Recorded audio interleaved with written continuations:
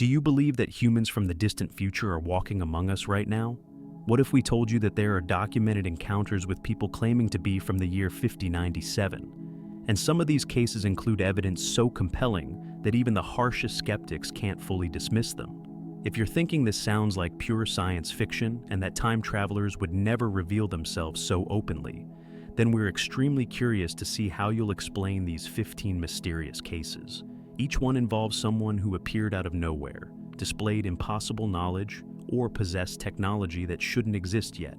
So, let's jump straight into the first one. And trust us, this case will make you question everything you thought you knew about the limits of time. In March 2019, security footage from Vancouver International Airport captured something that airport staff still can't explain. A woman appeared at Terminal 3 wearing clothing that looked futuristic but oddly practical, made from materials that seemed to shift colors under the fluorescent lights. But what truly alarmed security wasn't her appearance.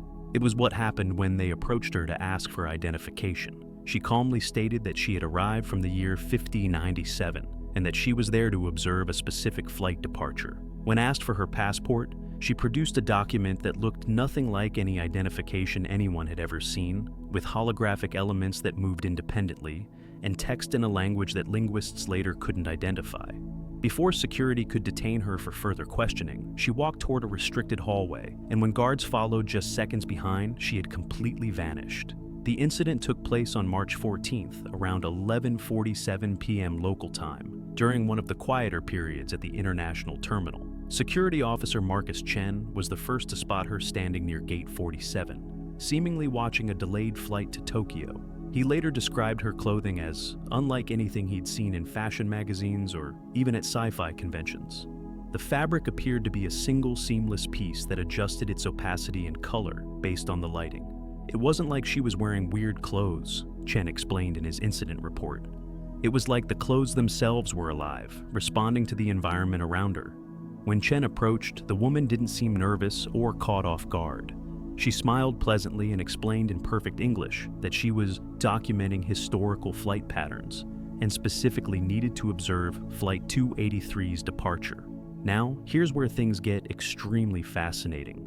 Flight 283 was delayed that night due to mechanical issues, something that wasn't publicly announced yet, but she knew about it. She told Chen that the delay was expected and documented, and that the flight would eventually depart at 1:32 a.m. She was right, down to the minute. Chen called for backup, and two additional security officers, Jennifer Walsh and David Kumar, arrived within minutes. All three officers reported the same bizarre details about the identification document she showed them. It wasn't paper, plastic, or any material they recognized. Walsh described it as something between glass and water, solid enough to hold, but with elements that move beneath the surface like living organisms. The holographic sections displayed what appeared to be her photograph, but it rotated to show her face from multiple angles simultaneously. The text shifted between languages, none of which the officers could read, though they all agreed it looked mathematical rather than alphabetic. But what happened next sent chills down everyone's spine. The woman calmly stated that her observation window was closing and she needed to leave. She asked if she could proceed to the restricted hallway leading to the maintenance sections of the terminal. When the officers told her that area was off limits and they needed her to come with them for further questioning, she nodded politely and said, "I understand, I'll use the alternate exit." Then she simply walked toward the hallway. Kumar moved to physically stop her, but she continued walking as if he wasn't there. Walsh ran after her, with Chen and Kumar right behind. The hallway is only about 40 meters long, with no turns and ends at a locked maintenance door. Walsh reached the end of the hallway less than 10 seconds after the woman entered it. The door was still locked. The woman was gone. Airport security immediately reviewed the footage from every camera in that section. And this is where things become absolutely insane. The cameras show the woman entering the hallway clearly.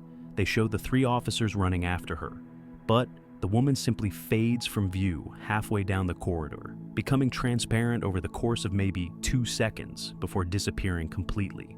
No flash of light, no special effects. She just ceased to be visible, as if she was being erased from reality. Some skeptics argue it could have been a sophisticated hologram or some kind of viral marketing stunt for a science fiction movie. But here's the problem with that theory. The woman appeared on multiple camera systems, from different angles, over the course of 20 minutes. She cast shadows. She interacted with physical objects, including the document she showed the officers. Hologram technology in 2019 simply wasn't advanced enough to create something that realistic, especially not in an uncontrolled environment like an airport terminal. The incident was officially classified as unexplained in the airport's records. All 3 officers submitted detailed reports, and the footage remains in the airport's security archive. Linguists from the University of British Columbia examined screenshots of the identification document and confirmed that the symbols matched no known language, living or dead. Materials scientists who reviewed the security footage said the fabric she wore displayed properties that shouldn't be possible with any current textile technology. So, what really happened that night at Vancouver International Airport? Was this woman actually a time traveler from the year 5097, visiting the past to observe something as mundane as a delayed flight? And if so, why that specific flight? What made Flight 283's departure so historically significant that someone would travel over 3,000 years into the past just to witness it? Or is there a more logical explanation that we're all missing? Pretty insane to think about, isn't it? The mystery remains completely unsolved, and to this day, security staff at Terminal 3 still talk about the woman who appeared from nowhere and vanished into thin air. In July 2021, a man was admitted to Singapore General Hospital after collapsing on Orchard Road during rush hour. He appeared to be in his early 30s, physically fit, and showed no signs of injury or illness. Yet when doctors ran routine blood tests, they discovered something absolutely baffling. His blood contained biological markers that medical science couldn't identify, cellular structures that seemed impossibly advanced, and antibodies for diseases that don't even exist yet. When he regained consciousness, he told the attending physician that he was from the year 5097 and that he had traveled back specifically to witness what he called the Great Turning Point. He described future medical technologies in such precise detail that doctors recorded his statements and later found that some of his descriptions matched experimental treatments that were only in theoretical stages. After 2 days of observation, hospital staff found his room empty one morning, with no record of him checking out and no footage of him leaving the building. The collapse happened on July 23rd at approximately 6:15 p.m., right in the middle of Singapore's busiest shopping district. Witnesses reported that the man simply stopped walking, looked up at the sky as if searching for something, and then crumpled to the ground. No seizure, no heart attack symptoms, just a sudden loss of consciousness. Paramedics arrived within minutes and found his vital signs stable but slightly elevated. His body temperature was 37.8 degrees Celsius, just high enough to be noteworthy but not alarming. What was alarming, though, was that his heart rate was an absolutely perfect 60 beats per minute, not fluctuating at all, just perfectly, impossibly steady. Dr. Sarah Lim was the attending physician in the emergency department that evening. In her official report, she described the patient as unusually calm and cooperative once he regained consciousness about 40 minutes after admission. He had no identification, no wallet, no phone. When asked for his name, he said it would be difficult to pronounce in your linguistic framework and told them to simply call him Kai. Now, here's where things get extremely fascinating. Kai spoke flawless English, Mandarin, Malay, and Tamil, switching between languages effortlessly when different staff members entered the room. But his accent in each language was strange, as if he'd learned them from recordings rather than native speakers. The blood test results came back 3 hours later, and they stopped the lab technicians cold. The lead hematologist, Dr. Ramon Cruz, immediately called Dr. Lim and told her they needed to run the tests again because the results were completely impossible. But the second round of tests showed the exact same thing. Kai's blood contained white blood cells, with structures that looked like they'd been engineered. His red blood cells had a higher oxygen-carrying capacity than should be biologically possible. And most disturbing of all, his blood showed antibodies for pathogens that medical databases didn't recognize. When Dr. Lim confronted Kai about the test results, he wasn't surprised at all. "Of course you wouldn't recognize them," he said calmly. "Those diseases won't emerge until 2047 and 2063 respectively, but in my time, we're all vaccinated against them as children." He then proceeded to describe a medical procedure he called cellular renovation therapy that could repair damaged organs by teaching healthy cells to replicate in specific patterns. He drew diagrams showing how the process worked, and Dr. Cruz, who sat in on the conversation, later admitted that the biochemistry actually made sense in a theoretical way. But what happened next absolutely sent chills through the medical staff. Kai began describing specific events that, according to him, would transform medicine in the coming decades. He talked about a breakthrough in cancer treatment that would be announced in 2029 by a research team in Melbourne. He described a global pandemic that would occur in 2041, far worse than COVID-19, and explained how the medical response to that crisis would lead to the development of universal vaccines. He even named the scientist who would make the crucial discovery, a 12-year-old girl currently living in Brazil who wouldn't enter medical school for another decade. The hospital kept Kai under observation in a private room on the 8th floor. Security was instructed to monitor him, not because he was dangerous, but because the medical team wanted to run more tests. Dr. Lim visited him multiple times over the next 2 days, and each conversation left her more convinced that either this man was telling the truth or he was the most knowledgeable medical fraudster in history. He described surgical techniques that didn't exist yet, but could theoretically work. He explained how future doctors would use quantum computing to model treatment outcomes before administering drugs. He even correctly predicted which experimental cancer treatments would succeed and which would fail in current clinical trials. On the morning of July 26th, nurses went to check on Kai during the 7 a.m. rounds. His room was empty. The bed was neatly made. His hospital gown was folded on the chair. But here's what makes absolutely no sense. The room was on the 8th floor with windows that don't open. The door had been monitored by security cameras all night. The footage shows absolutely no one entering or leaving the room between midnight and 7 a.m. Yet, Kai was gone. Hospital administration launched an immediate investigation. They reviewed every camera in the building. They checked stairwells, elevators, even the laundry chutes. Not a single trace of him anywhere. The hospital's electronic records showed he'd never officially checked out. His blood samples were still in the lab, still showing those impossible biological markers. Dr. Lim kept the notes from their conversations, and she shared them with colleagues around the world. Some of the treatments Kai described are now being researched independently, with scientists unaware that a mysterious patient in Singapore had already explained them in detail back in 2021. So, what really happened in that hospital room? Was Kai actually a medical professional from the year 5097, visiting the past to witness some crucial moment in healthcare history? And if so, what was the great turning point he mentioned? Was it something that happened in Singapore in July 2021, or is it something still to come? Some skeptics suggest he could have been a medical student with an elaborate plan to create a hoax. But that doesn't explain the blood tests.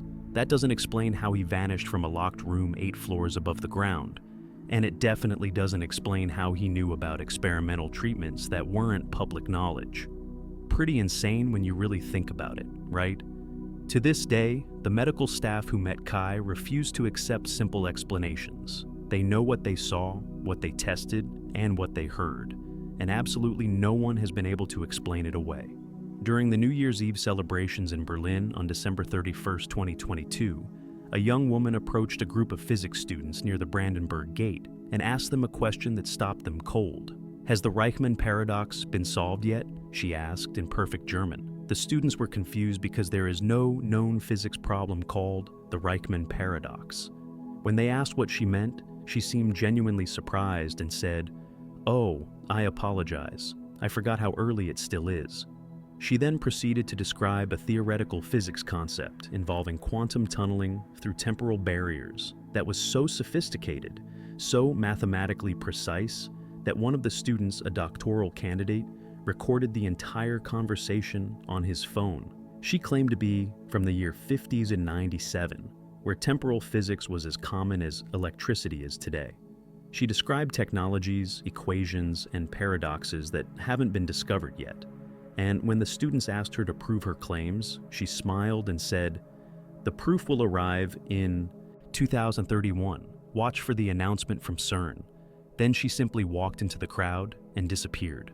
The student who recorded her has posted the audio online, and to this day, physicists who've listened to it say her knowledge seems impossibly advanced.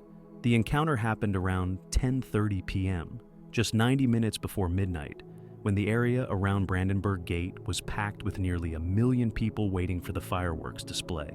The group of students, all from Humboldt University's physics department, had gathered to celebrate the new year together. Among them was Thomas Weisbach, a 28-year-old doctoral candidate specializing in quantum mechanics. He would become the key witness to one of the most fascinating encounters in modern physics history. The woman appeared to be in her mid-20s, with dark hair, and wearing what Thomas later described as clothing that looked normal from a distance but wrong up close. The fabric had an unusual sheen, and the cut of her coat didn't match any style he recognized. But it was her question that immediately captured the group's attention. Imagine being asked about a scientific problem that doesn't exist. It's not just confusing, it's unsettling. It suggests the person asking knows something you don't, something that perhaps hasn't been discovered yet. When the students expressed their confusion, the woman's face showed genuine surprise, as if she'd made an embarrassing social mistake. "I keep doing this," she said with a slight laugh. "Temporal displacement creates such awkward conversations." Then she launched into an explanation that left the physics students absolutely speechless. She described the Riemann paradox as a fundamental problem in temporal quantum mechanics, discovered in 2031 by a physicist named Dr. Helena Riemann. According to the woman, the paradox deals with what happens when quantum particles are observed across different time periods simultaneously, creating a cascade effect that challenges everything we understand about causality. Now, here's where things get extremely fascinating. Thomas, realizing this conversation was extraordinary, discreetly started recording on his phone. For the next 17 minutes, the woman delivered what essentially amounted to a graduate-level lecture on physics that doesn't exist yet. She used terms the students understood, like quantum entanglement and Heisenberg uncertainty principle, but combined them in ways that were completely novel. She drew diagrams in the air with her finger, describing mathematical relationships between time, space, and consciousness that sounded like science fiction, but followed logical frameworks the students could actually follow. One of the other students, Lisa Chen, asked her to explain how time travel actually worked. The woman smiled and said, "It's not travel in the way you're imagining it. You don't move through time. You adjust your quantum signature to resonate with a different temporal frequency. Think of it like tuning a radio. The station is always broadcasting, you're just changing which one you're listening to." She then described the technology used in her era, something called a temporal resonance device, which she said was about the size of a wristwatch. "Everyone has one by the 52nd century," she explained casually. "We use them for everything from visiting historical events to attending concerts that happened centuries ago." But what happened next sent chills through everyone listening. The woman began making specific predictions about discoveries that would happen in the coming years. She said that in 2027, researchers at MIT would accidentally create a stable quantum loop that would exist for 7 microseconds, the longest ever recorded. She predicted that in 2029, the first successful demonstration of quantum teleportation of a complex molecule would occur in Shanghai. And most significantly, she said that in August 2031, CERN would announce what she called the Riemann discovery, a breakthrough in particle physics that would fundamentally change how we understand the relationship between time and matter. Thomas asked her the obvious question: "If you're really from the future, why are you here? Why tell us this?" Her answer was both simple and deeply mysterious. "I'm a temporal historian," she said. "I study the moments when humanity's understanding of the universe fundamentally shifted. New Year's Eve 2022 in Berlin is considered one of those moments, though I can't tell you why without creating a causality loop. But I wanted to see it for myself, to witness the world before it knew what was coming." When the students pressed her for proof, for something tangible they could verify, she shook her head. "I can't give you physical evidence. That would violate about 7 different temporal regulations. But I can tell you this. Watch CERN in 2031. When the announcement comes, you'll remember this conversation." Then, just as fireworks began erupting in the distance, she looked at her wrist, at what appeared to be an ordinary bracelet, and said, "I need to return. My window is closing." She thanked them for the conversation, wished them a happy new year, and walked into the crowd. Thomas tried to follow her, but in the chaos of a million people celebrating, she vanished within seconds. The audio recording Thomas made has been analyzed by physicists around the world. What makes it so absolutely insane is that the mathematical concepts she described are internally consistent. They don't match any current theories, but they don't contradict known physics either. They're extensions, logical progressions of our current understanding. Dr. Martin Hoffman, a quantum physicist at the Max Planck Institute who reviewed the recording, said in an interview, "Either this woman is a genius-level theoretical physicist conducting an elaborate hoax, or she's exactly what she claimed to be. The problem is, some of what she described is so specific that we'll know the answer in 2031. So was this young woman actually a temporal historian from the year 5097, visiting the past to witness a pivotal moment in human history? And if so, what happens in Berlin on New Year's Eve 2022 that's so significant it's still studied 3,000 years later? Some skeptics argue she could have been a physics professor playing an elaborate prank, but that doesn't explain the sophistication of her knowledge or the specific predictions she made. The truth is, we won't know for certain until 2031. That's when CERN is supposed to make an announcement that will either confirm her story or prove she was just an incredibly knowledgeable fraud. Pretty creepy to think that the answer is coming, whether we're ready for it or not. And imagine how Thomas feels sitting on that recording, counting down the years until 2031. Will the Reichman paradox turn out to be real? And if it does, what does that mean for everything we think we know about time, reality, and the nature of the universe itself? In September 2020, an elderly man entered a small cafe in the Shibuya district of Tokyo and asked the owner if he could sit and observe for exactly 1 hour. The owner, finding the request odd but harmless, agreed. The man sat quietly, watching customers come and go, occasionally making notes in a small device that looked like a translucent tablet. When the hour ended, he approached the owner and thanked him, explaining that he was a memory collector from the year 50s at 97. His job, he said, was to travel back in time and document ordinary human moments before they were lost forever. He told the cafe owner specific details about the future of that exact location, including that the cafe would close in 2024, but would be remembered fondly by the community. He described a memorial that would be placed there in 2089. The owner laughed it off as the ramblings of an eccentric old man. But in March 2024, rising rent forced the cafe to close permanently, and the details the old man described about why it closed matched exactly what happened. The owner still has the business card the man left behind, made of a material that jewelers can't identify, and with text that seems to shimmer and change depending on the angle of light. The cafe, called Cafe Moment, was a tiny establishment tucked into a side street just off the main Shibuya crossing. It had been run by Hiroshi Tanaka and his wife Yuki for nearly 15 years, serving coffee and homemade pastries to a loyal group of regulars. The cafe could seat maybe 12 people comfortably, and it had that warm, lived-in feeling that only comes from years of genuine hospitality. On September 18th, 2020, around 3 p.m. on a quiet Friday afternoon, the elderly man walked in and made his unusual request. Hiroshi later described him as distinguished-looking, probably in his 70s, with silver hair and wearing a suit that seemed expensive but strangely tailored. The fabric looked high quality, but the cut was slightly off, as if it had been made by someone who understood formal wear, but came from a place where fashion had evolved differently. What really caught Hiroshi's attention was the man's device. It wasn't a tablet or a phone. It was transparent, like looking through tinted glass, but images and text appeared within it, as if suspended in the material itself. For exactly 1 hour, the man sat at a corner table and simply watched. He observed the customers ordering coffee, students studying, a young couple having what appeared to be a serious conversation, an elderly woman reading a newspaper. Occasionally, he would touch his translucent device and make notes, his fingers moving across its surface with practiced ease.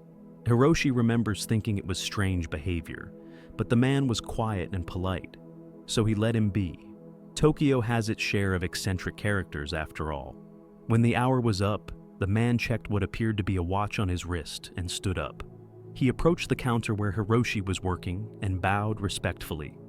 "Thank you for allowing me this time," he said in perfect Japanese, though Hiroshi later noted his accent was unusual, like someone who learned the language perfectly, but from recordings rather than conversation. That's when the man explained his purpose. Now, here's where things get extremely fascinating. He told Hiroshi that he was a memory collector, part of a profession that exists in the year 5097. His job was to travel to different time periods and document everyday moments that would otherwise be lost to history. You see, the man explained, in my time, we have detailed records of major events, wars, technological breakthroughs, political changes. But we've lost the small moments, the everyday experiences of ordinary people living their lives. That's what I collect. The feeling of a small cafe on a Friday afternoon, the sound of coffee being made, the quiet conversations of people who will never be famous but whose lives matter just as much. Hiroshi was charmed by the explanation, even if he didn't believe it. But then the man said something that would haunt him for years. This cafe will close in 2024, March, I believe. The building's owner will raise the rent dramatically, making it impossible for you to continue. You and your wife will decide it's time to retire rather than relocate. The community will be saddened, and in 2089, a small memorial plaque will be placed here honoring Cafe Moment as a symbol of old Shibuya before the complete digital transformation. The specificity was unsettling, but Hiroshi laughed it off. The cafe was doing fine, and 2024 seemed far away. Before leaving, the man handed Hiroshi a business card. "If you ever need to contact me, though I doubt you'll be able to," he said with a kind smile. The card was unlike anything Hiroshi had ever seen. It felt solid, but seemed to weigh almost nothing.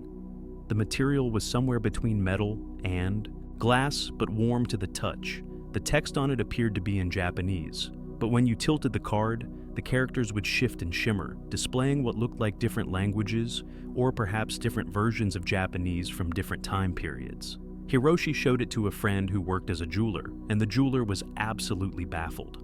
"I can't identify this material," he said. "It's not any metal or plastic or composite I've ever encountered." The years passed, and Hiroshi occasionally thought about the strange old man, but mostly forgot about the encounter. Then, in January 2024, the building's owner informed him that the rent would be increasing by 300% starting in April. The amount was impossible to pay. Hiroshi and Yuki, both approaching retirement age anyway, made the difficult decision to close Cafe Moment. The last day of business was March 23, 2024.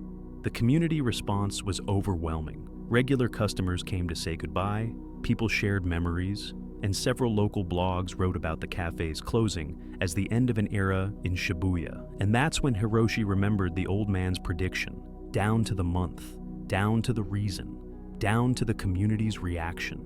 He pulled out the business card he'd kept in a drawer and stared at it with completely new eyes.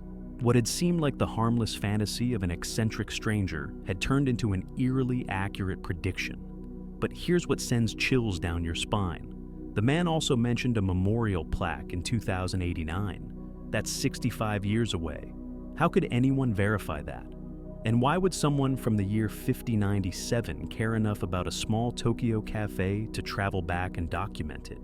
Some skeptics argue the old man could have been an economic analyst who made an educated guess about rising rents in Shibuya, but that doesn't explain the business card made of unidentifiable material. That doesn't explain how he knew the exact month and the specific reason for the closure, and it definitely doesn't explain the memorial plaque prediction. Unless the man somehow plants that memorial himself in the future, how could he know about it with such certainty?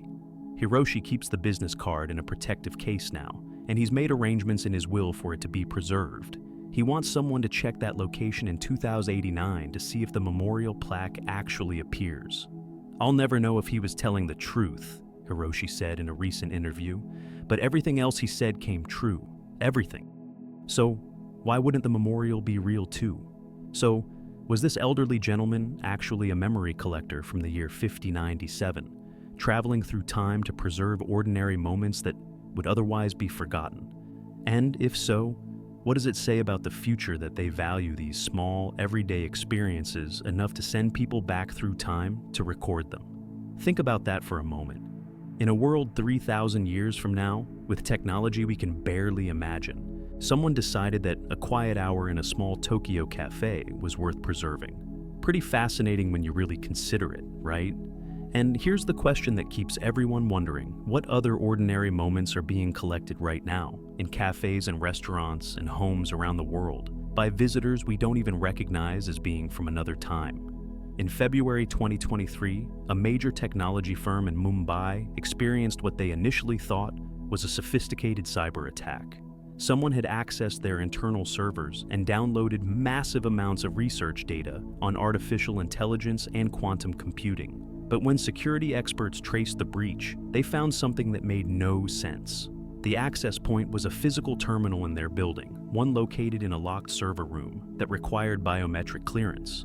Security footage showed a man in his 20s entering the room using a key card that, according to their records, didn't exist.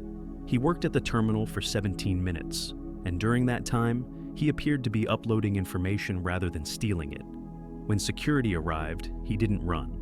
Instead, he calmly explained that he was from the year 5097 and that he was correcting errors in their research that would have led to a catastrophic AI malfunction in 2027. He claimed he was part of a temporal intervention team assigned to prevent technological disasters.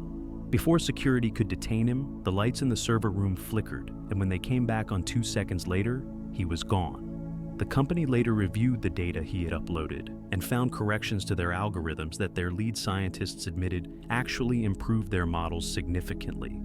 The company, which we'll call Technova Solutions, to protect their identity, they've requested anonymity due to ongoing investigations, is one of India's leading AI research firms. They employ over 800 people and have contracts with major international corporations.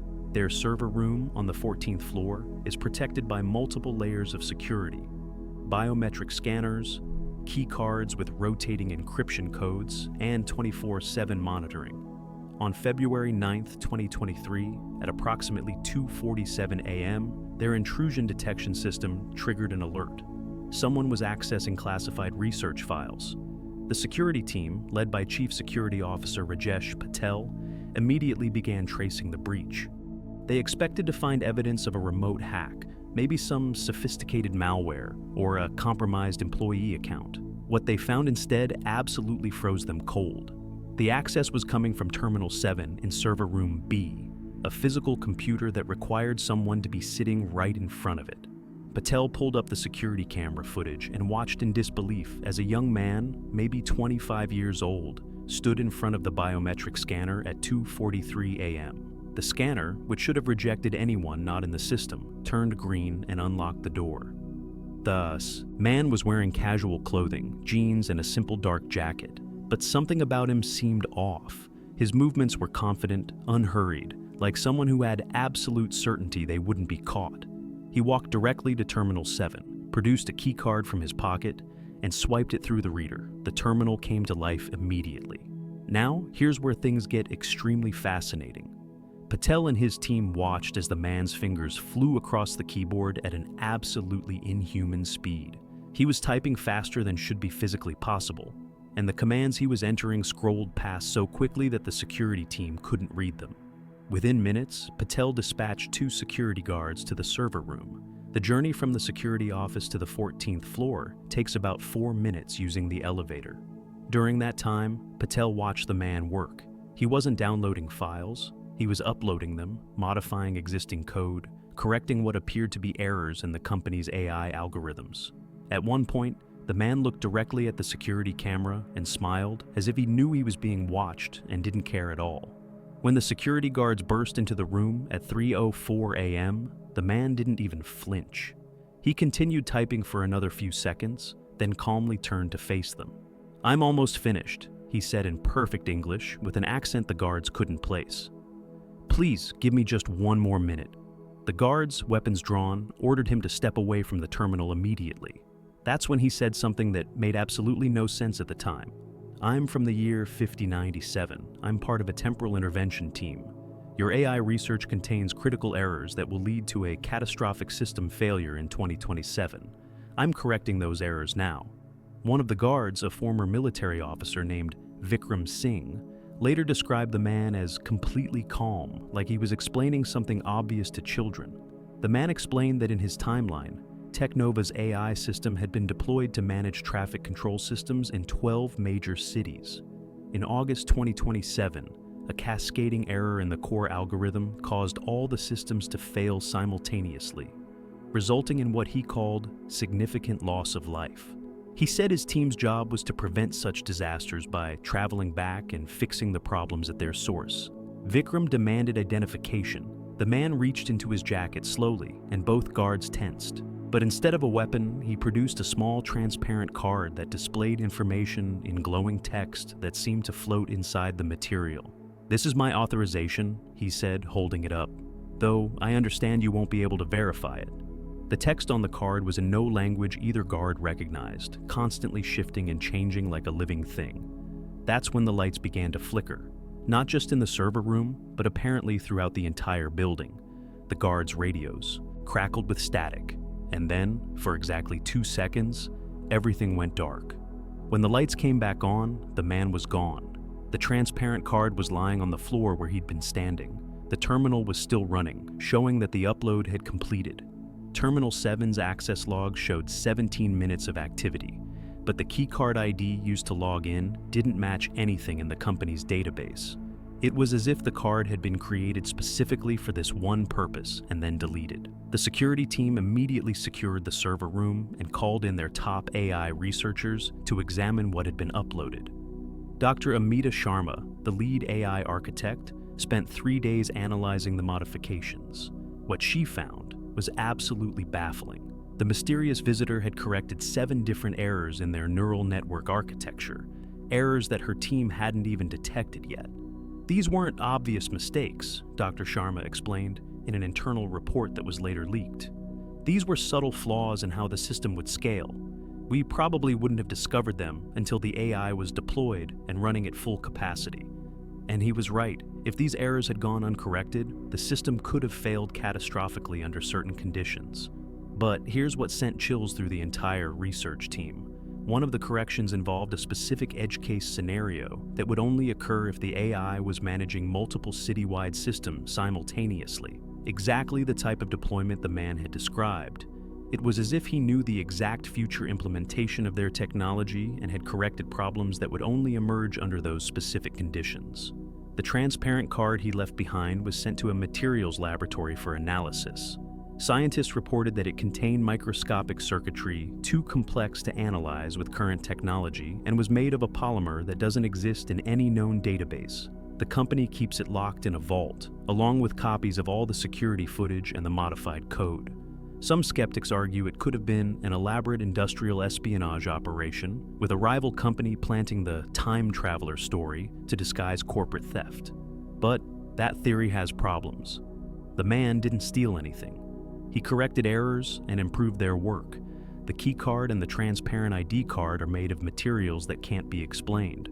And most damning of all, he accurately described a deployment scenario that Technova hadn't even finalized yet. So, was this young man actually part of a temporal intervention team from the year 5097, traveling through time to prevent technological disasters before they happen? And if so, how many other corrections are being made right now in research labs and tech companies around the world by visitors we don't recognize? Think about this for a moment. What if every major technological breakthrough has already been adjusted, corrected, or guided by people from the future making sure we don't destroy ourselves? Pretty insane when you consider the implications, right? And here's the truly terrifying question. If the man was telling the truth about the 2027 disaster, will his corrections actually prevent it?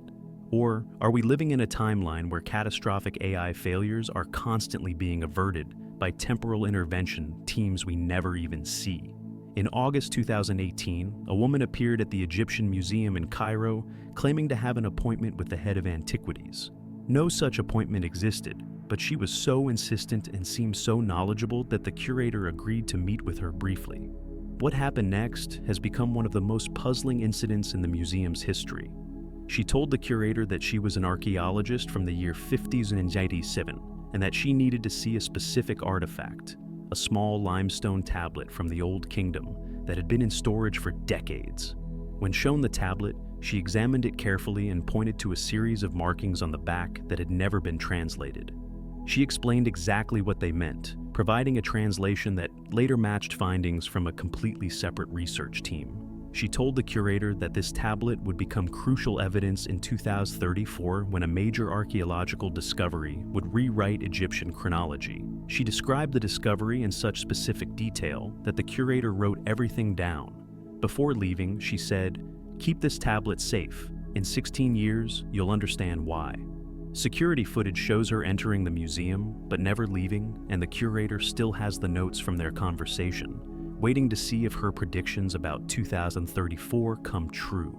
The Egyptian Museum in Cairo is one of the world's most prestigious archaeological institutions, housing over 120,000 artifacts from ancient Egypt.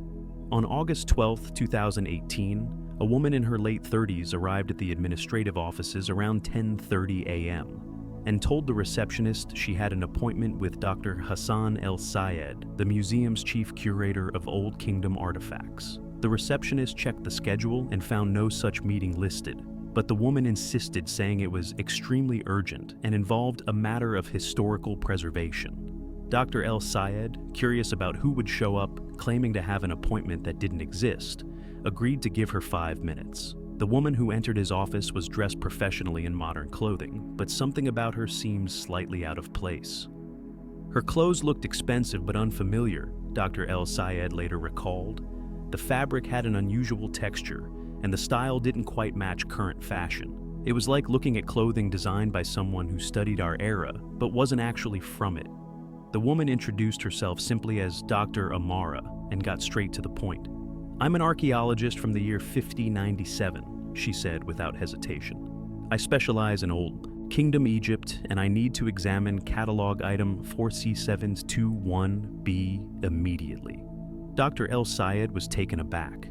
First, because of the absurd claim about being from the future.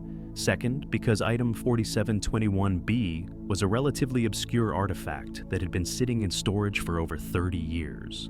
It was a small limestone tablet, about 15 centimeters square, discovered in 1952 at a minor tomb site near Saqqara. The tablet had never been displayed and was considered archaeologically insignificant. How did this woman even know about it? Now, here's where things get extremely fascinating. Despite his skepticism, Dr. El Sayed's curiosity got the better of him. He decided to test her knowledge. "What can you tell me about this tablet?" he asked. Dr. Amara proceeded to describe the artifact in perfect detail, including information that wasn't in the public catalog. She knew its exact dimensions, the type of limestone it was carved from, even the name of the archaeologist who had cataloged it in 1952. "It's from the 5th dynasty, reign of Nusere-Ini," she said, "but that's not why I'm here." Intrigued and somewhat unsettled, Dr. El Sayed took her down to the storage facility. When he retrieved the tablet from its protective case, Dr. Amara's eyes lit up. She examined it carefully, turning it over in her hands with the practiced care of a professional archaeologist. Then she did something that absolutely stopped Dr. El Sayed cold. She pointed to a series of faint markings on the back of the tablet, marks that had been documented but never successfully translated. "These aren't decorative," she said. "They're coordinates." She pulled out a notebook and began writing, translating the ancient markings into modern Arabic and English. The symbols, she explained, were an early form of mathematical notation that wouldn't be properly understood until 2034. They described a location approximately 8 kilometers southeast of the tablet's original discovery site. "In April 2034, Dr. Amara said with absolute certainty, a team of archaeologists will discover a previously unknown burial complex at these exact coordinates. The discovery will contain evidence that completely changes our understanding of 5th dynasty trade networks and political structures. This tablet is the key to finding it." Dr. El Sayed wrote down everything she said, his hand shaking slightly. The specificity was incredible. She described not just the location, but the exact nature of the discovery, the types of artifacts that would be found, even the name of the graduate student who would make the initial breakthrough. "His name is Ahmed Khalil," she said. "He's currently 11 years old, living in Alexandria. He'll be the one to connect this tablet to the burial site." But what happened next sent chills through Dr. El Sayed. Dr. Amara told him that in her time, in the year 5097, This discovery was considered one of the pivotal moments in 21st century archaeology. The Cairo discovery of 2034, she called it. She explained that the burial complex would contain documents that proved extensive trade relationships between Egypt and distant civilizations that historians didn't think had contact until much later. It rewrites the timeline of ancient globalization, she said, and it all starts with this tablet. Before leaving, Dr. Amara gave Dr. El Sayed one final instruction. Keep this tablet in climate-controlled storage. Don't let it deteriorate. In 2034, when the discovery is made, researchers will need this original tablet to verify the coordinates. Without it, they might dismiss the burial site as a coincidence. She thanked him for his time, shook his hand, and walked toward the exit. Dr. El Sayed immediately checked the security footage. The cameras clearly showed Dr. Amara entering the museum at 10:28 a.m. They showed her in the administrative wing, in the storage facility, and heading toward the main exit around 11:45 a.m. But then something absolutely baffling happens. She walks through the main hall, passes several security checkpoints, and then simply vanishes from the footage. One moment she's walking toward the exit doors, the next moment she's not there. No blur, no glitch in the video. She just disappears between camera angles. The exit cameras show absolutely no one leaving the museum during that 15-minute window. In the months following the encounter, Dr. El Sayed contacted colleagues in the archaeological community and discovered something remarkable. A research team at Cambridge University had been working independently on translating similar numerical notations from the 5th dynasty. When Dr. El Sayed shared Dr. Amara's translation with them, the Cambridge researchers confirmed it matched their preliminary findings exactly. Findings they hadn't yet published. Findings that Dr. Amara couldn't have known about unless she had access to unpublished academic research or, impossibly, knowledge from the future. Some skeptics suggest Dr. Amara could have been an academic playing an elaborate hoax, someone with access to unpublished research who wanted to create a mystery. But that doesn't explain how she disappeared from the security footage. That doesn't explain her knowledge of an obscure artifact in storage. And it definitely doesn't explain her prediction about an 11-year-old boy named Ahmed Khalil, who supposedly doesn't know yet that he'll become an archaeologist.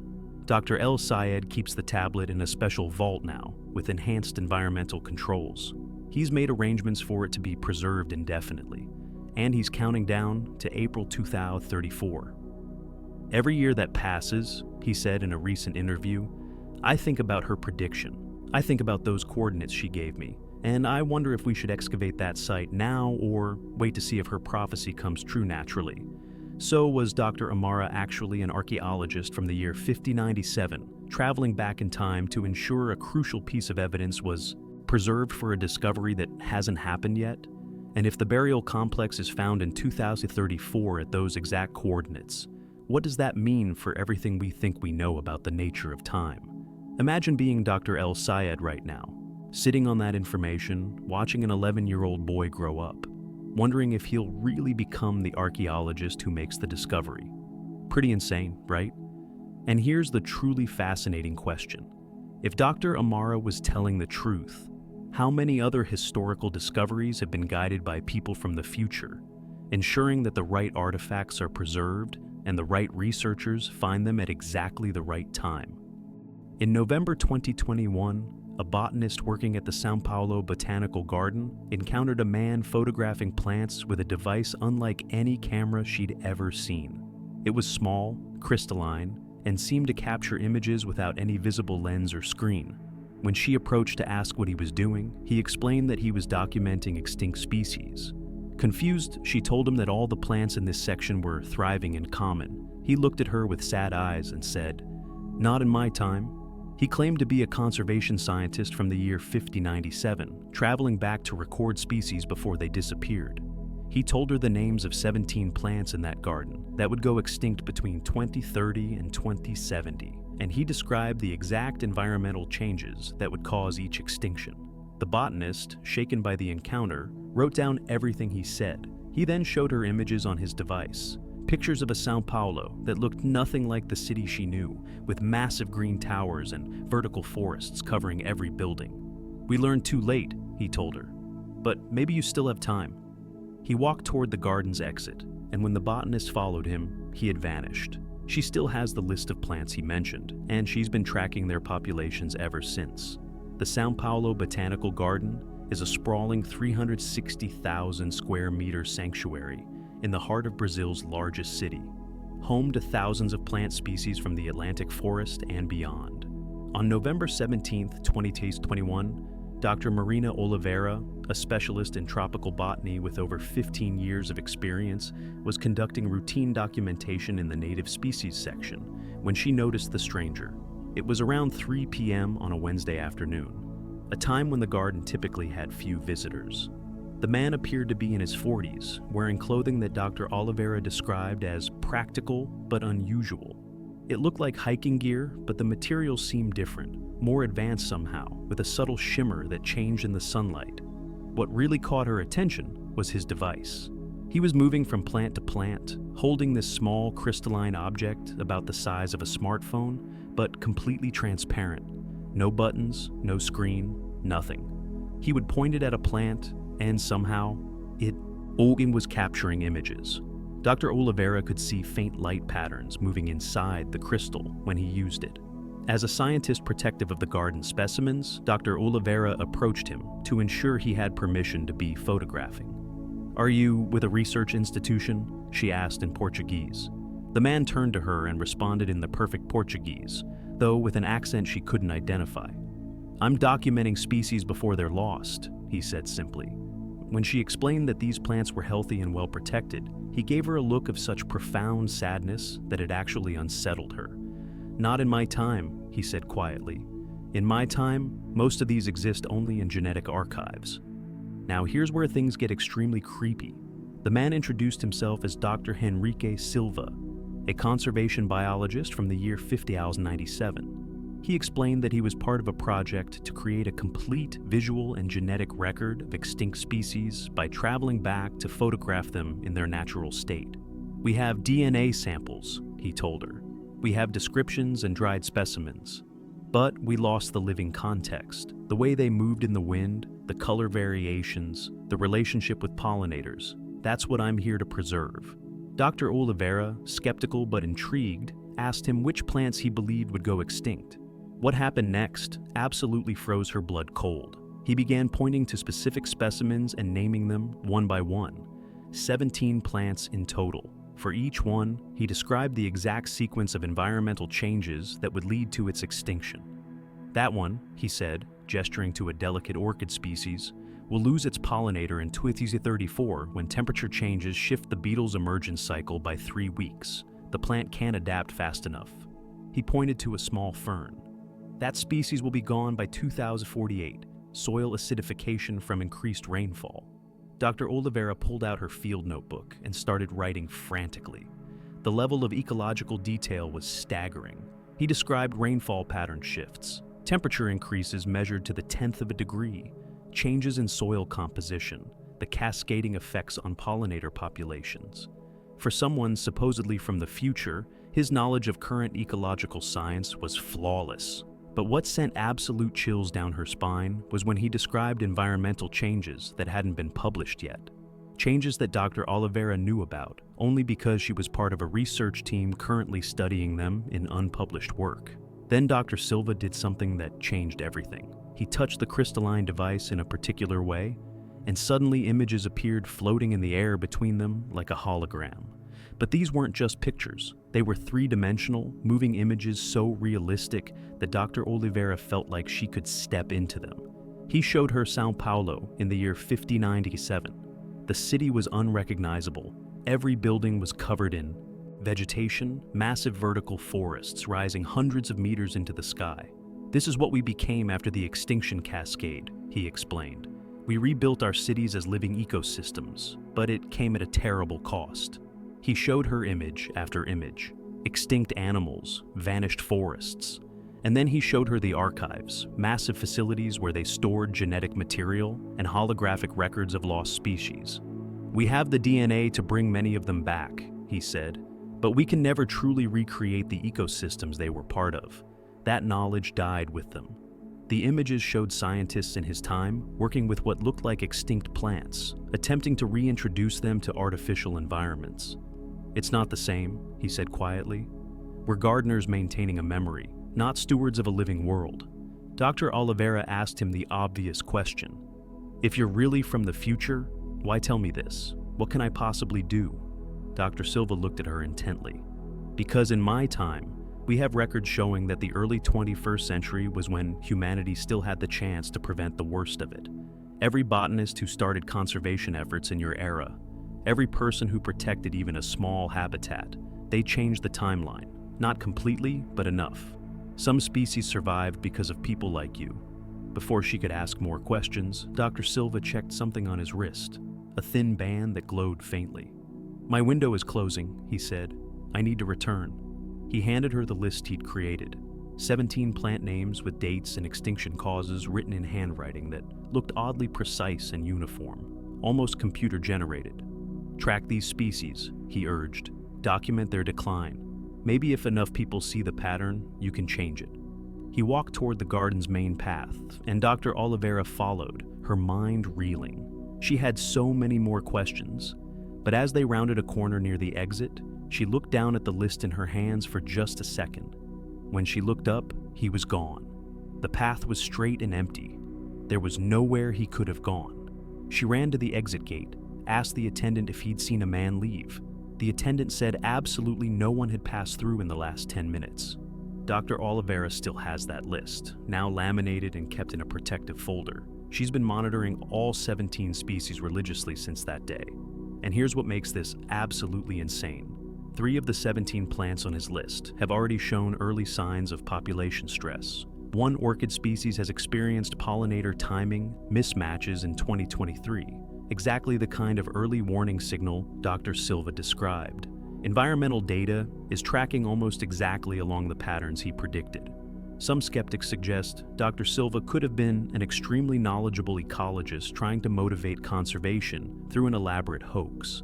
But that doesn't explain the crystalline device or the three-dimensional holographic images Dr. Oliveira swears she saw. That doesn't explain how he knew about her team's unpublished research, and it definitely doesn't explain how he vanished on an empty straight path in broad daylight. So, was Dr. Henrique Silva actually a conservation scientist from the year 5097, traveling back to document species before they vanish forever? And if so, what does it say about our future that someone would need to come back to photograph plants that still grow all around us today? Think about that for a moment. Imagine living in a world so damaged that you have to send people back through time just to remember what a healthy forest looked like. Pretty terrifying, isn't it? And here's the question that haunts Dr. Oliveira every single day.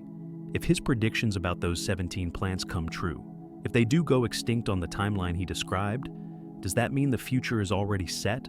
Or does knowing about it give us the chance to change it? She's dedicated the rest of her career to finding out. The clock is ticking, and the plants are already starting to decline. In May 2022, a cafe in Stockholm became the site of one of the strangest encounters in recent history. A man and a woman entered Fika and Framtid in the Södermalm district, both dressed in clothing that looked almost normal, but slightly off, as if designed by someone who had studied 21st century fashion, but didn't quite understand the details. Owner Eric Lindstrom immediately noticed something strange. The man wore what looked like a casual button-down shirt and jeans, but the fabric had an odd quality. It looked like cotton, but it moved wrong, Eric later explained. Like it was responding to his body temperature or something. After ordering 2 black coffees, they took a corner booth near the window. Within minutes, other customers started glancing their way. The couple had placed a small metallic disc on the table between them, about the size of a coaster. Suddenly, 3-dimensional images began appearing above it, floating in the air like holograms. But these weren't crude projections. They were crystal clear, with depth and detail that looked absolutely real. Now, here's where things get extremely fascinating. Eric, curious and concerned, approached their table.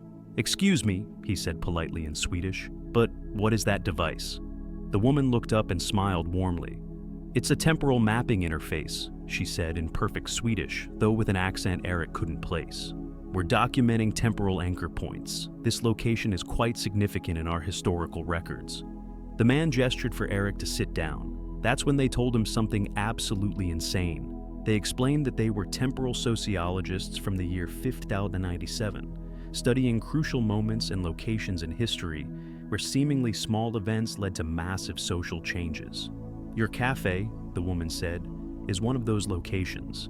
In 2029, a young woman will have a conversation at this exact table that will inspire her to start a movement for universal basic resources. Within 15 years, the movement will have transformed Scandinavian social policy. Eric sat there stunned as they showed him images on their holographic display. They showed him what looked like future news articles, protests, policy documents, all centered around something called the Stockholm Accords of 2037. They even told him the name of the woman who would start it all. Her name will be Astrid Bergman, the man said. She's not born yet. Her mother is currently pregnant with her, living about 3 kilometers from here. But what happened next sent absolute chills through Eric. The couple began describing the conversation that would happen at his cafe in 2029 with incredible detail. Astrid will be here with 3 friends, the woman explained. They'll be discussing economic inequality and climate adaptation. At approximately 4:17 p.m., she'll have what she later describes as an epiphany. She'll sketch out the core principles of the movement on a napkin. We have that napkin in our archives. They showed him a holographic image of what they claimed was that exact napkin, preserved in some kind of museum display case in the year 5097. Eric could see handwriting on it, a sketch of interconnected circles with words in Swedish. Universal food security, universal housing, universal energy, the man translated. These become the 3 pillars of the movement. The couple spent exactly 90 minutes at the cafe. When they finally stood to leave, the man pulled out 3 coins from his pocket to pay for the coffee. The coins were unlike any currency Eric had ever seen. They were perfectly circular, made of a silvery metal that seemed to have depth to it, like looking into water. Strange symbols were embossed on both sides. Eric told them the coffee was on the house, but the man insisted. "Please keep one as payment and one as proof," he said, placing 2 coins on the counter. "Have the metal analyzed. It will be interesting for your scientists." They walked out, turned the corner toward a small park, and when Eric ran outside to follow them, just 10 seconds later, they were nowhere to be seen. Eric took 1 coin to the Royal Institute of Technology in Stockholm. Materials scientists examined it for 3 weeks.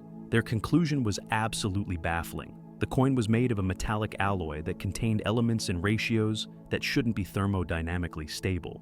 It's like someone took metals that shouldn't form an alloy and forced them together using a process we don't understand, Dr. Sarah Anderson explained in her report. Eric has kept detailed notes of everything they said. He's marked his calendar for 2029. If a young woman named Astrid comes into this cafe in 2029 and starts talking about universal basic resources, Eric said in a recent interview, I'll know they were telling the truth. In October 2020, during the height of the pandemic, a woman appeared in the pediatric ward of Melbourne Children's Hospital and asked to see a specific patient, a 7-year-old boy named Lucas Chen, with a rare genetic disorder called mitochondrial complex III deficiency. The nurses had no record of her having clearance, but she spoke with such authority and medical knowledge that they assumed she was a specialist. Nurse Jennifer Walsh was at the station when the woman approached, introducing herself as Dr. Sarah Chen. She asked specific questions about Lucas's treatment history, his genetic markers, his response to various medications. She knew details about his case that should have been confidential. Now, here's where things get extremely fascinating. The woman entered Lucas's room, where his mother, Michelle, was sitting beside his bed. Michelle later described the encounter. She had this device, about the size of a smartphone, but thicker, made of some kind of white material. She held it above Lucas's body, moving it slowly from his head down to his feet. The device emitted a soft humming sound, and I could see lights flickering inside it. When I asked what she was doing, she said she was performing a cellular energy scan. After the scan, the woman asked to speak with Dr. Robert Harrison, the attending physician. She wrote out a detailed treatment protocol involving 3 medications that had never been combined for this condition. These medications exist now, she explained, but they've never been combined in this way. In my time, in the year 5097, we know this combination works because it was discovered in 2043. I'm here to make sure that discovery happens. She started explaining the biochemistry with such precision that Dr. Harrison found himself listening. She knew things about mitochondrial medicine that I didn't know, Dr. Harrison admitted later, and I've been specializing in this field for 20 years. But what happened next sent absolute chills through the medical team. The woman told Dr. Harrison, "This treatment protocol will be published in the Journal of Pediatric Genetics in August 2043 by a researcher named Dr. Emma Patterson. Lucas will be mentioned in that paper as one of the first patients successfully treated with this approach." Dr. Harrison asked the obvious question. If you're really from the future, why help this one child? Why not publish the treatment yourself and save thousands? The woman's answer was haunting. Because that's not how it works. The discovery has to happen organically. But individual interventions, helping specific patients who would otherwise die, that's allowed under temporal medical ethics. Dr. Harrison consulted with the ethics board and decided to try it. The treatment began the next day. Within 72 hours, Lucas showed improvement. Within 2 weeks, his cellular energy markers had improved by 40%. Today, more than 3 years later, Lucas is thriving. But here's what makes this absolutely insane. When Dr. Harrison tried to find the woman to report the success, she had completely vanished. Hospital administration searched every database. There was no Dr. Sarah Chen credentialed anywhere. Security footage showed the hallway where she should have walked, but she never appears on camera. The white scanning device was never found, but the treatment protocol still exists, and several other children have been successfully treated using the same combination therapy. Hospital administration searched every database. There was no Dr. Sarah Chen credentialed at their hospital or any hospital in Australia. Security reviewed footage from every camera in the building from that day. The cameras show the 4th floor hallway where she should have walked to reach Lucas's room. They show nurses at the station, patients being wheeled past, family members visiting. But the mysterious woman never appears on camera. Not entering, not in the hallway, not leaving. It's as if she existed in that room for 20 minutes and nowhere else. The white device she used to scan Lucas was never found. Michelle Chen described it in detail to medical equipment specialists, but absolutely no one recognized it. It looked more like something from a science fiction movie than real medical equipment, one specialist commented. The treatment protocol she wrote out, however, still exists. Dr. Harrison kept it, and he's shared it with colleagues around the world. Several other children with similar conditions have been successfully treated using the same combination therapy. Dr. Harrison has kept detailed records of everything that happened, and he's watching for that research paper in 2043. If a Dr. Emma Patterson publishes a paper on combination therapy for mitochondrial disorders in August 2043, and if it mentions an early case from Melbourne in 2020, he said in a recent interview, then I'll know she was telling the truth, and that will fundamentally change how I understand reality. So, was this woman actually a pediatric geneticist from the year 5097, traveling back in time to save children who would have died in her timeline? And if so, how many other mysterious healers are walking through hospitals right now, appearing just long enough to save a life and then vanishing without a trace? Lucas is alive today, thriving and healthy. And somewhere in the future, someone decided his life was worth saving. That alone is absolutely extraordinary. On January 15, 2023, a man was found unconscious on Platform 9 at King's Cross Station in London. When paramedics revived him, his first words were absolutely bizarre. "What year is it? What's the date?"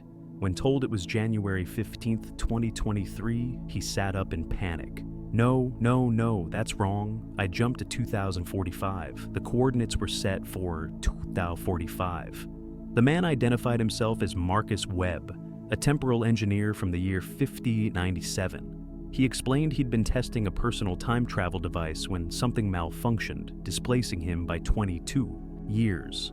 At University College Hospital, Dr. Patricia Okonkwo conducted evaluations expecting head trauma or psychiatric crisis. What she found was a completely lucid, highly intelligent patient, absolutely convinced of his story. Now, here's where things get extremely fascinating. Marcus told Dr. Okonkwo about a device implanted near his spine. "It's a quantum displacement module," he said. "Your X-ray technology probably won't detect it, but advanced imaging should." When they performed a CT scan, the results absolutely froze the medical team. Standard X-rays showed nothing, but the CT scan revealed a small metallic object, positioned precisely between his T4 and T5 vertebrae, with extremely fine filaments extending into the surrounding neural tissue. Dr. Okonkwo brought in neurosurgeon Dr. James Chen to examine the scans. "I've never seen anything like this," Dr. Chen admitted. "It looks like a medical implant, but the design is unlike any neural interface device I know of. The precision required for that placement is extraordinary." But what happened next sent absolute chills through everyone involved. Marcus began describing future London with incredible detail. He mentioned the Thames Barrier Expansion Project, completed in 2038. He described new underground stations on the proposed Crossrail 3 line, giving specific names and locations. He talked about the Northern Line extension with stations at Alexandra Palace and Muswell Hill. The Alexandra Palace station has curved platforms because of the hill topography. There's a glass ceiling that lets natural light down to platform level. When Dr. Okonkwo's husband, who worked for Transport for London, heard about this, he was absolutely baffled. Marcus had described engineering specifications and structural details that existed only in confidential planning documents. "This information isn't public," the TfL engineer said. "Some of these projects are barely past the feasibility study stage. How could he possibly know this?" Over 3 days, Marcus remained cooperative and disturbingly consistent in his story. On the evening of January 18th, he asked for exactly 10 minutes of privacy. "My device has been recalibrating," he explained. "I need to activate the return sequence." The nurses agreed, locking the door from the outside at 8:15 p.m. At 8:25 p.m., when they checked on him, the room was completely empty. The window was sealed, the door had been locked from the outside. There was absolutely no way he could have left, but he had. Security footage showed no one entering or leaving during those 10 minutes. Here's what makes this absolutely insane. When Dr. Okonkwo checked the digital copies of Marcus's original scans, she discovered something impossible. The metallic object that had been clearly visible on January 15th no longer appeared on the scans. Not just on new scans, but the original images had somehow changed. The implant that multiple doctors had seen now showed nothing but normal spinal tissue. Dr. Okonkwo kept detailed notes of everything Marcus said about future London. "If the Alexandra Palace station gets built with the curved platforms and glass ceiling he described," she said, "I'll know he was telling the truth, but part of me already knows. I saw that implant on the scans. Multiple radiologists saw it. And then it disappeared from our digital records. That's not something you can fake." In March 2019, a woman walked into Zenith Design Group in Dubai and asked to speak with Hassan al-Rashid, lead architect of their confidential project Oasis. The woman, Dr. Nadia Khalil, knew intimate details about their plans for a sustainable tower that hadn't been announced publicly. When Hassan asked how she knew about their secret project, she stated plainly, "I'm an architectural historian from the year 5097. Your tower still stands in my time. It's considered one of the most significant structures of the 21st century. I've come to see it in its planning phase and to make sure it's built correctly." Hassan invited her to a conference room, more out of curiosity than belief. What happened next would change everything about their project. Pretty mind-blowing, right? Now, here's where things get extremely fascinating. Once inside the conference room, Dr. Khalil proceeded to describe Project Oasis in minute detail. She knew the exact height, the planned energy systems, the experimental cooling technology they were planning to use. She even knew about a structural concern the engineering team had discussed just 3 days earlier in a closed meeting. "You're worried about lateral wind loads at the 45th floor," she said. "Your current design has a vulnerability there. In my time, we know this because the building developed stress fractures in 2067 during a severe sandstorm. They were repaired, but they didn't have to happen." Hassan immediately called in his engineering team, including Chief Structural Engineer Michael Torres and Sustainability Coordinator Yasmin Al-Jabri. The three of them listened as Dr. Khalil outlined 3 specific modifications to their design. First, she suggested changing the composition of the external cladding to incorporate a ceramic composite material with specific thermal properties. Second, She recommended adjusting the core structure's reinforcement pattern, particularly between floors 40 and 50. Third, she proposed modifications to the foundation depth and the integration of what she called adaptive resonance dampeners. The suggestions sounded impossible, Michael Torres later explained in an interview. Some of the materials she described didn't exist in our catalogs. Some of the engineering principles she mentioned weren't in standard practice, but she explained everything with such technical precision that we couldn't just dismiss it. The team asked her why these changes were necessary.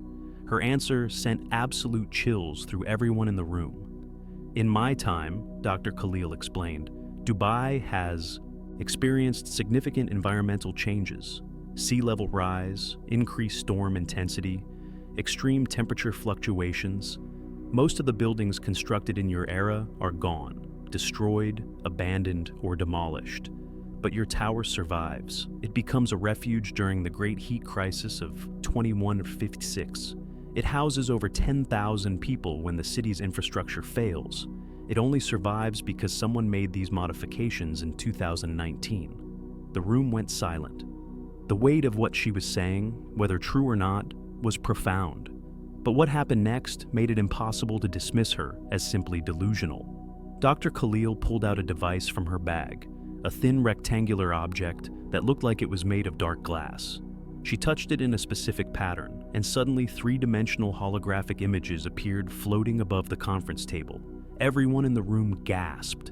This wasn't a projection on a screen. These were solid-looking images suspended in mid-air, visible from all angles.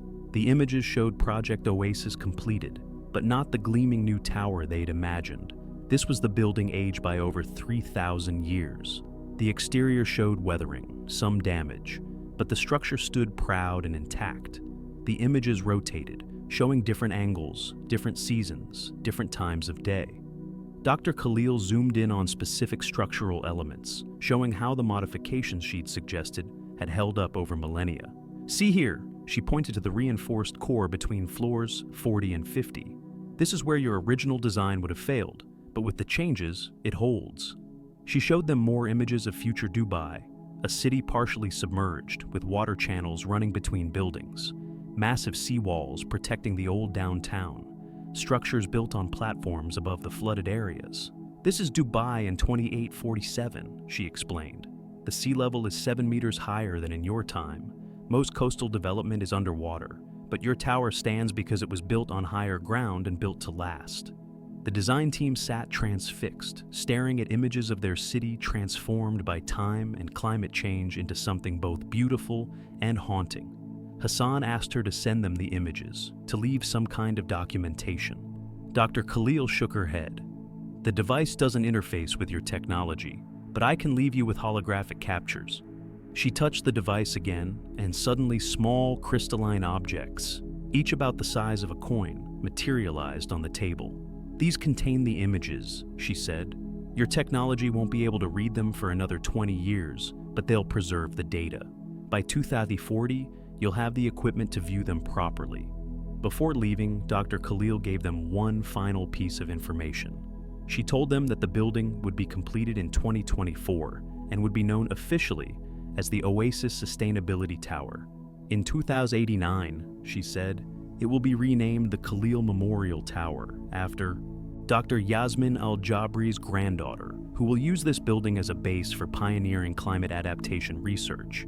Your work here, the decisions you make in the next few months, they echo forward for thousands of years. The design team spent weeks analyzing her suggestions. Engineers ran simulations, consulted with materials scientists, and reviewed structural calculations.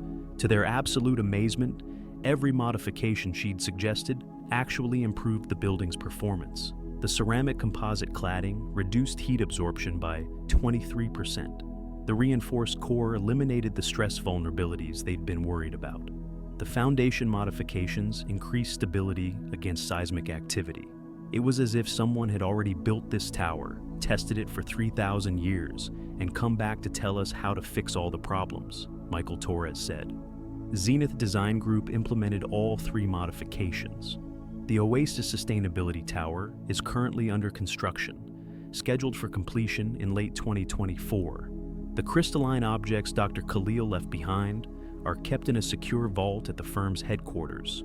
Engineers have attempted to analyze them using current technology, but the objects seem to be made of a material that's partially transparent to most scanning equipment. "We can see that there's data stored inside," one technician explained, "but we can't access it. It's like trying to read a hard drive from the future." Some skeptics suggest Dr. Khalil could have been an industrial spy who somehow accessed their confidential plans and used the time traveler story to plant suggestions that would benefit a competitor or future buyer. But that theory has serious problems. Her modifications made the building better, not worse. She asked for nothing in return. And most critically, the holographic display technology she demonstrated was far beyond anything commercially available in 2019. "I work with the latest visualization technology," Yasmin Al-Jabri said. "What she showed us wasn't a projector or AR glasses. It was something else entirely." So was Dr. Nadia Khalil actually an architectural historian from the year 5097, traveling back to ensure that a crucial building was constructed properly? And if so, what does it mean that people from the future are actively intervening in our construction projects? Think about this for a moment. How many buildings around the world might have been influenced by visitors from the future, adjusted and corrected to ensure they survive the catastrophes ahead? Pretty mind-blowing, right? And here's the truly fascinating question. If the tower is completed in 2024 as she predicted, if it becomes the Khalil Memorial Tower in 2089, and if it's still standing in the year 5097, doesn't that mean the future is already written?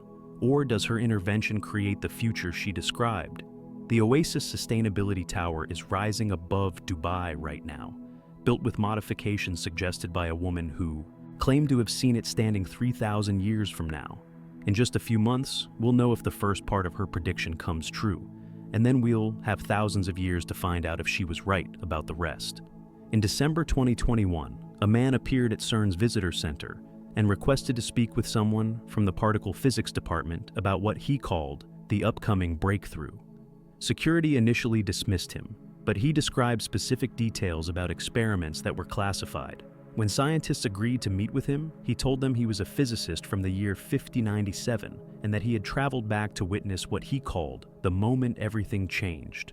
He explained that in February 2026, CERN would make a discovery involving the particle decay that would revolutionize physics and lead directly to the development of time travel technology.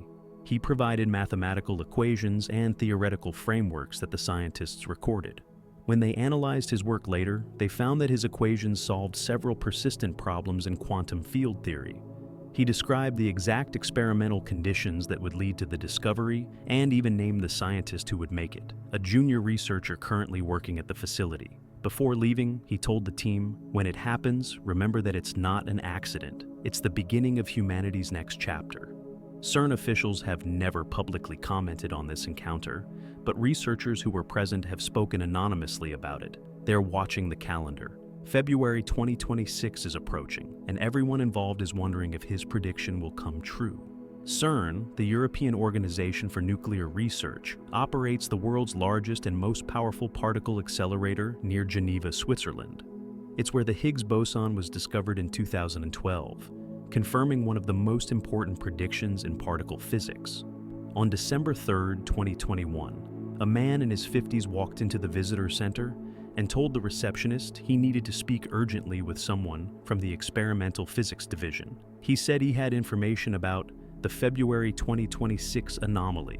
The receptionist, accustomed to enthusiastic physics fans and occasional cranks, politely explained that meetings required advanced scheduling, but the man persisted. He told the receptionist specific details about an experiment designation, LHC-QFT 2026-04, that wasn't public knowledge. He mentioned calibration issues with detector arrays in Sector 7 that had only been discussed in internal meetings the previous week. The receptionist, now thoroughly unsettled, called security.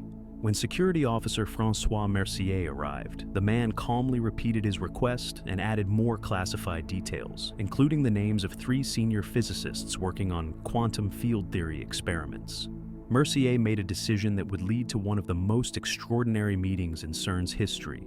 He contacted Dr. Elena Volkov, a senior researcher in the particle physics department, and explained the situation. Dr. Volkov, intrigued by the man's apparent knowledge of classified information, agreed to meet him briefly, assuming he might be a former employee or someone with a security leak to report. Now here's where things get extremely fascinating. The man who entered Dr. Volkov's office introduced himself as Dr. James Wright, a theoretical physicist from the year 5097. He said it with the same casualness someone might use to say they were from London or New York. Dr. Volkov's first instinct was to end the meeting immediately, but Dr. Wright started talking about particle physics with such depth and precision that she found herself listening. He wasn't speaking like a crackpot, Dr. Volkov later told colleagues in a private conversation that was recorded and leaked. He was speaking like someone who'd spent decades in advanced theoretical physics.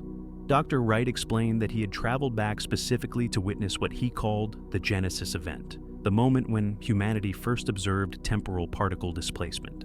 In February 2026, he said, during a routine decay observation experiment, your team will notice something impossible. A particle will appear to decay backward in time, not just slightly, but measurably, observably backward. The data will be so clear that you won't be able to dismiss it as experimental error. Dr. Volkov called in two colleagues, Dr. Marcus Chen and Dr. Sofia Ramos, both experts in quantum field theory. The three of them listened as Dr. Wright described the discovery in extraordinary detail. He explained that the experiment would be running at specific energy levels, 14.2 TeV, when the anomaly would occur. He said it would happen on February 17, 2026, at approximately 3:47 a.m. Central European Time. He even described the specific detector configuration that would capture the event. But what happened next absolutely stopped the scientists cold. Dr. Wright pulled out a tablet-like device and began showing them mathematical equations.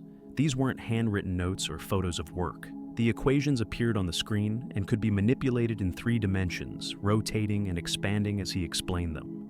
This is the theoretical framework you'll develop over the next 50 years to explain what you observe in 2026, he said. The equations were staggeringly complex, involving mathematics that the CERN physicists recognized but had never seen applied in quite this way. Dr. Chen, a specialist in quantum chromodynamics, asked if he could photograph the equations. Dr. Wright agreed, and for the next 90 minutes, the scientists frantically documented everything on the device's screen, page after page of mathematical proofs, theoretical models, and experimental predictions. Some of this math was familiar, Dr. Ramos later explained in an anonymous interview. But he was using it to solve problems we've been stuck on for years. The equations for quantum vacuum fluctuation in curved space-time, the reconciliation of quantum mechanics with general relativity in extreme conditions. He had solutions. Complete, elegant solutions. Then Dr. Wright told them something that sent absolute chills through the room. He named the scientist who would make the initial discovery. Dr. Yuki Tanaka, he said, currently a junior researcher in your experimental division. She'll be the first to notice the anomaly in the data. She'll almost dismiss it as noise, but something will make her look twice. That second look changes everything. The scientist knew Yuki Tanaka. She was indeed a junior researcher, brilliant but relatively unknown. The idea that she would make a discovery important enough that someone from 3,000 years in the future would know her name was mind-blowing. Dr. Wright explained that the February 2026 discovery would lead directly to the development of time travel technology, though not immediately. It takes until 2847 for the first successful human temporal displacement, he said. But it all starts with what you observe in 2026. That's why I'm here. In my time, this moment is considered as significant as the discovery of fire or the invention of the wheel. It's when humanity first proved that time isn't a one-way street. The meeting lasted nearly 3 hours. Dr. Wright answered technical questions, drew diagrams, and explained concepts with a fluency that impressed even these elite physicists. When Dr. Volkov asked him why he was sharing all this information, his answer was profound. Because in my timeline, this is already documented history. You're going to make this discovery with or without my help, but I wanted to see it from this side, from before it happened. And I wanted you to know that when it does happen, when you see that particle decay backward in time, you're not going crazy. You're witnessing the birth of a new era in physics. Before leaving, Dr. Wright gave them one final piece of information. He told them the exact experimental conditions that would produce the clearest results, the collision energy, the detector sensitivity settings, the particle types to focus on. If you run the experiment exactly as I've described, he said, you'll get unambiguous data, the kind of data that can't be dismissed or explained away. Then he stood, thanked them for their time, and walked out of the building. The scientists immediately tried to follow him. Security footage shows Dr. Wright leaving Dr. Volkoff's office and walking down the corridor toward the exit. But then something absolutely baffling happens. He rounds a corner, and when security personnel check that corridor seconds later, he's gone. The corridor has no exits, no side rooms, nothing. He simply vanished. External cameras show absolutely no one leaving the building during that time period. In the days following the encounter, the three physicists analyzed the equations Dr. Wright had shown them. They shared the work with trusted colleagues, always framing it as theoretical speculation rather than revealing its source. What they found was astonishing. The mathematics was sound. More than sound, it was revolutionary. These equations solved the hierarchy problem in particle physics, one colleague who reviewed the work said. They provide a mathematical framework for temporal causality loops. If this is real, if someone actually derived these equations, it represents a Nobel Prize-level breakthrough, multiple Nobel Prizes. CERN officials were briefed on the encounter but decided not to make it public. The official position is that they occasionally receive visits from enthusiastic physics fans with creative theories, and this was simply one of those cases. But privately, researchers have been preparing. The experimental schedule for February 2026 has been adjusted. Equipment will be running at the exact specifications Dr. Wright described. Dr. Yuki Tanaka has been assigned to the data analysis team for that period, though she doesn't know why. Some skeptics within CERN argue that Dr. Wright could have been a brilliant physicist, conducting an elaborate social experiment, or attempting to influence research directions. But that doesn't explain his knowledge of classified experimental details. That doesn't explain how he vanished from a corridor with no exits. And it definitely doesn't explain the advanced mathematics that solve problems the brightest minds in physics haven't been able to crack. So, was Dr. James Wright actually a physicist from the year 5097, traveling back to witness the discovery that would eventually lead to time travel technology? And if so, what does it mean that the discovery is apparently predetermined, that it will happen in February 2026, whether the current researchers know about it or not? Think about this for a moment. The scientists at CERN are now waiting for a specific date and time, wondering if they're about to witness a particle decaying backward through time. Pretty insane, right? And here's the truly mind-bending question. If the discovery happens exactly as Dr. Wright predicted, does that prove time travel is real? Or does it create a causality loop where the prediction itself causes the discovery? February 2026 is just months away now. Somewhere at CERN, Dr. Yuki Tanaka will be reviewing data in the early morning hours of February 17th. Will she see something impossible? Will one moment of careful observation launch humanity into a new understanding of the universe? The researchers who met Dr. Wright are counting down the days. They have his equations, his predictions, and his assurance that they're about to witness the beginning of humanity's next chapter. The clock is ticking, and the entire physics community is watching, even if most of them don't know why.